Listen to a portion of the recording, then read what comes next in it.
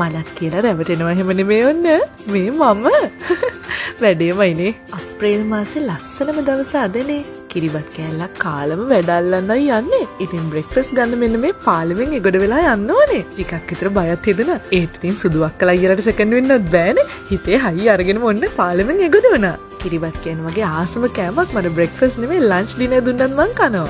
සුදු අක්කා බය වෙලා වගේ මගේ පිඟාන දිහා බලන් ඉන්නවා. අනේ එහෙමයි කියලා ඉතින් මේ වගේ සුබ දවසක නොකඳ බීන්න පුළුවන්ද? අද මට නම් රෝස පාට අවුරුද්දක්. එතකොට ඔයාට නෑ ඉවරයි කියලා හිතුවට ඉවරම නෑ. ඇයි කිරිපැණිකන් නැද්ද? ඒ පරණන් ඔන්න අහක බලන් යනවා. බය වෙලාද කොහෙද? ඔක්කොම හරි කියන්නකෝ.